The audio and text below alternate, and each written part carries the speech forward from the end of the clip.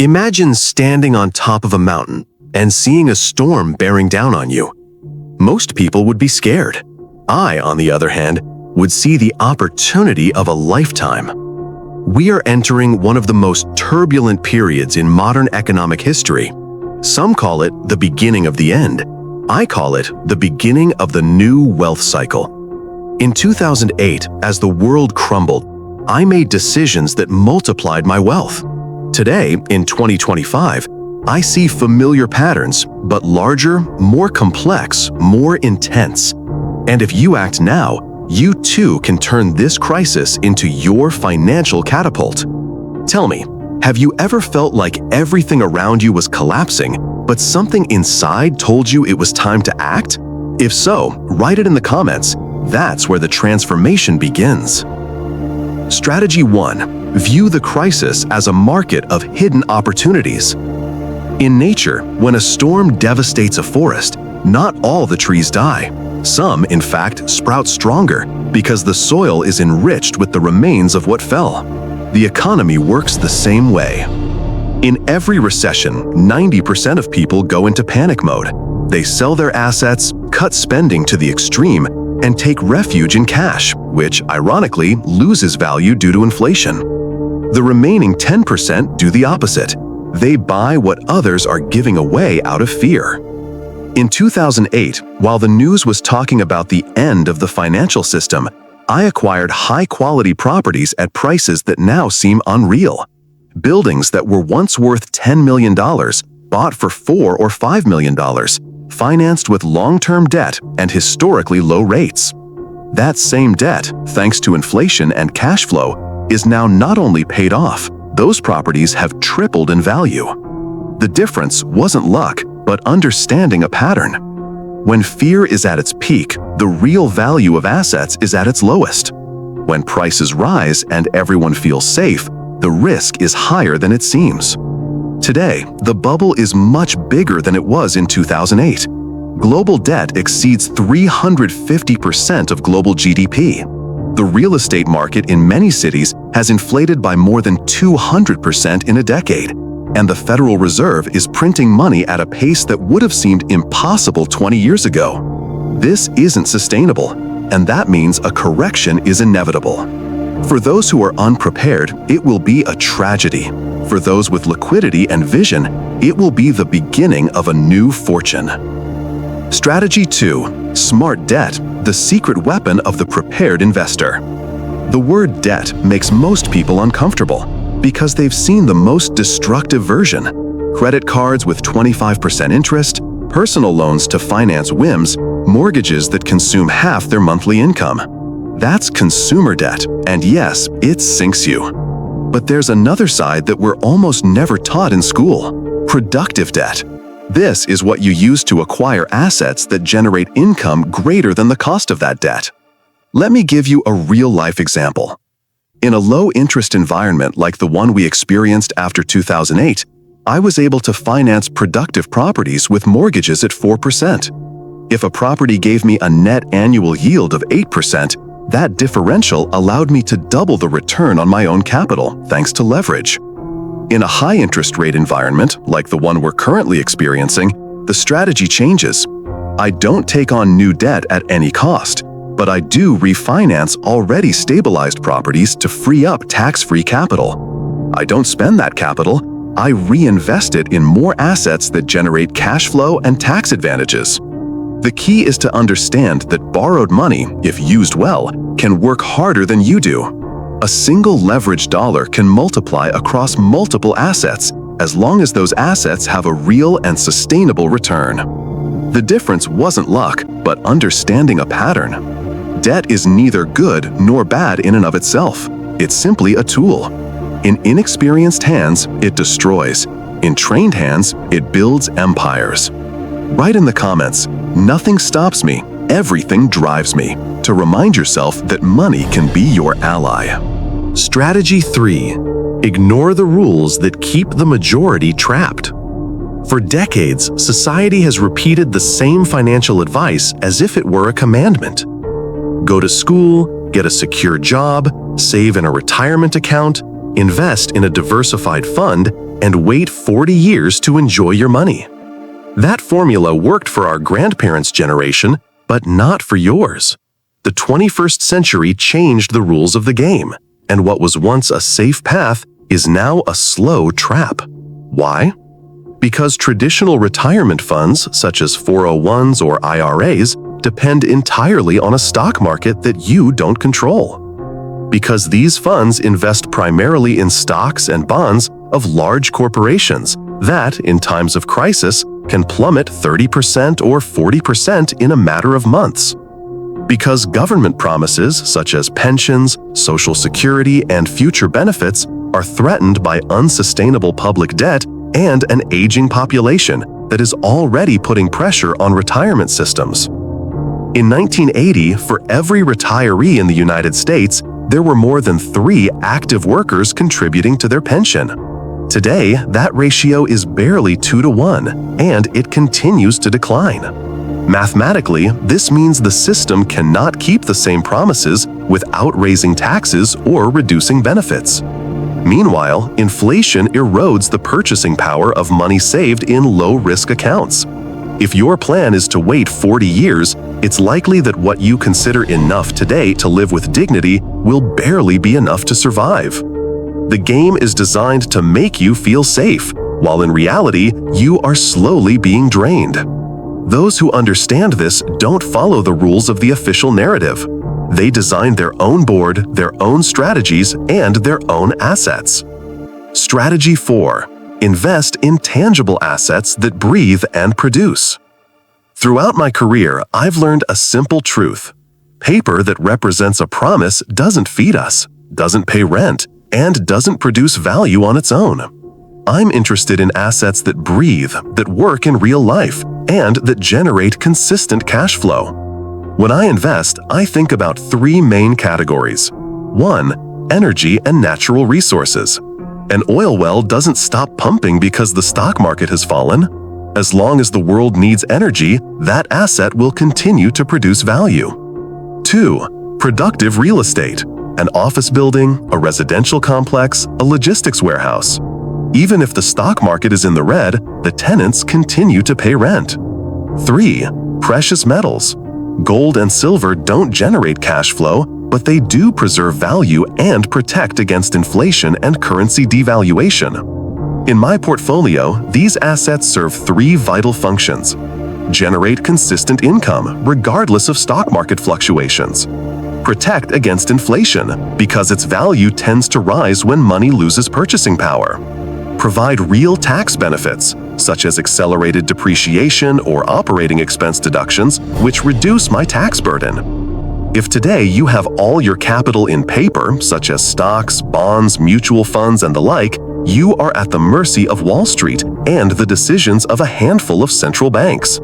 Exchanging some of that paper for tangible assets is like going from a paper boat in a storm to a steel ship with solid anchors.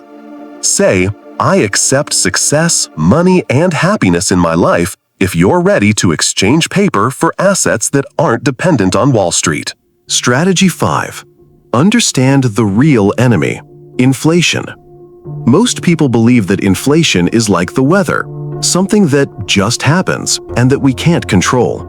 But the truth is that inflation isn't a natural phenomenon. It's a deliberate economic policy. When governments print more money than the economy produces in goods and services, that excess translates into a loss of currency value. And although they tell you the goal is to stimulate growth, in practice, it means that what you have in the bank is worth less each year. Let's look at it in simple numbers. If your money loses 8% of its value annually, and your salary increases only 2%, your purchasing power decreases by 6% in real terms each year. Over a decade, that's equivalent to losing more than half of your purchasing power, even if you work longer hours and are more productive. The rich understand this instinctively. They don't save cash for long periods. They quickly transform their money into assets that rise with inflation, such as real estate, commodities, or companies that generate steady income. They use smart debt because paying off a loan with money that's worth less each year is paying less in real terms. Imagine you have a bucket of water, which would be your money, and at the bottom there's a small hole, which would be inflation. No matter how much water you add, if you don't plug the hole, you'll always lose more than you think you're earning. Inflation is that hole, and until you understand it, you'll continue running on a treadmill that never moves forward.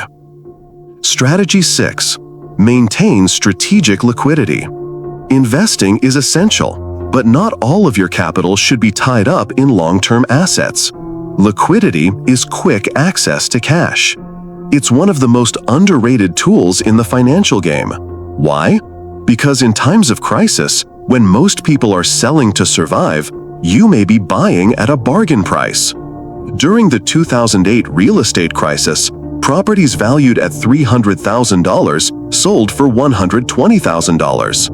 Many wanted to buy, but couldn't because their money was trapped in illiquid investments or their lines of credit were closed. The few who had liquidity not only took advantage, but multiplied their wealth in just a few years. Strategic liquidity doesn't mean having large sums of cash losing value due to inflation. It means keeping lines of credit ready even if you don't use them. Having a percentage of your portfolio in liquid, low-risk instruments. Being mentally prepared to act quickly when the opportunity arises. It's like being in a hunting forest. Many see the deer, but only those who have the arrow already nocked are able to shoot at the right moment. In business and investing, opportunity rarely gives a second warning. Liquidity gives you the ability to say yes when others say, "I wish I could." Right, I am prosperous and I attract wealth if you have decided to see money as a tool, not as an end. Strategy 7. Unlearn to learn again. In finance, the biggest obstacle isn't ignorance, it's false certainty. It's not the information gaps that hold us back the most, but the mistaken beliefs we hold as absolute truths. Phrases like, "A stable job is the safest," "The best investment is the one that gives you a fixed interest rate," or "The stock market always rises in the long term," have been repeated so many times that they're mistaken for universal laws. But in reality, many of them are myths created to sustain a system that benefits others, not you. If you want to build real wealth, you must first empty the cup. Question every rule you learned, even those your parents taught you with the best intentions. If your parents grew up in a world where term deposits yielded 10% and inflation was 3%, their advice made sense. But today, with negative real interest rates, following that recipe is walking backward while thinking you're moving forward. The process of unlearning hurts because it involves accepting that years of effort may have been misguided. But it's also liberating because once you break that mold, you can build a new one with solid foundations adapted to the present. It's as if you've been sailing with an old map. The coasts have changed, the ports no longer exist, but you keep looking for them. Until you throw away that map and get an updated one, you'll remain lost even if you have the best boat. Strategy 8. Conscious diversification, not chaotic dispersion. Many people believe that diversification means spreading your money across many different things, and that's it. But having a little bit of everything without any criteria isn't diversification, it's dispersion. And dispersion dilutes your resources without giving you true protection. Intelligent diversification consists of choosing assets that don't perform the same under the same economic conditions. This way, when one suffers, another prospers, and your portfolio remains balanced. An example of conscious diversification. Real estate equals stable cash flow through income. Gold and precious metals equal a store of value and a hedge against currency crises. Energy, such as oil, gas, and renewables, equals exposure to global demand and industrial growth. Owning your own businesses or private equity means having control and scalability without relying on public markets. On the other hand, buying shares in 10 different tech companies isn't true diversification. They all depend on the same sector and the same economic cycle. Think of diversification like a soccer team. If you field 11 forwards, the day you have to defend, you're lost. You need a balanced lineup: defense, midfield, attack. And remember, diversifying isn't hiding from risk, it's redesigning it to your advantage. Write, "I accept success, money, and happiness in my life," if you're ready to diversify with intelligence and purpose. Strategy 9. Prepare for the collapse, thrive in the rebuild. Most people fear the collapse as if it were the end of everything, but for the prepared investor, it's exactly the opposite. It's a reset. Economic history is a repeating cycle: expansion, euphoria, crisis, collapse, and then reconstruction. In 2008, the U.S. real estate market plummeted by an average of 30%. Many went bankrupt, but those with cash bought properties at bargain prices and, in less than 10 years, doubled or tripled their investment. During the 2020 pandemic, while most sold stocks out of fear, some investors acquired tech companies that doubled or tripled in value in a year. The collapse is like a falling tide that exposes hidden opportunities. But it's not enough to survive it, you have to have a plan to grow within it. This means maintaining strategic liquidity to take advantage of rock-bottom prices. Have your target investment areas ready before the crisis begins. Have information and contacts that allow you to move capital quickly. The collapse rewards those who wait and punishes those who despair. Strategy 10. Make financial education your most profitable asset. The most powerful asset you'll ever have isn't a building, an oil well, or a stock portfolio. It's your ability to multiply your money at will. A single, well-understood financial concept can be worth more than any inheritance. For example, knowing how to use compound interest can turn $10,000 into more than $100,000 in 25 years, without contributing a single cent, just by reinvesting the returns. Financial education isn't a luxury, it's life insurance for your wealth. If you don't know how to protect your money from inflation, you'll lose value every year without realizing it. If you don't know how to differentiate an asset from a liability, you'll be trapped in debt disguised as investments. If you don't understand economic cycles, you'll be a victim of them instead of benefiting from them. Investing in your education is the only investment with infinite returns, because knowledge is reused again and again, in any market, in any country, under any economic conditions. And here's the inconvenient truth: those who don't invest in learning end up paying interest to those who do. Right, I'm ready if you've decided that your mind will be your most valuable asset and the engine of your financial freedom. The storm is already upon us.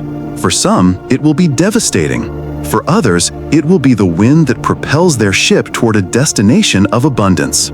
If you've made it this far, it's no coincidence.